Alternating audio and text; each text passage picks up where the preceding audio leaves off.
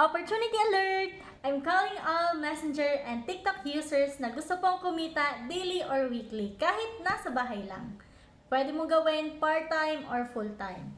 All you have to do is copy and paste at set ng appointments. And all you need is user ID or access code, Facebook account, Wi-Fi and data connection, laptop or pwedeng cellphone.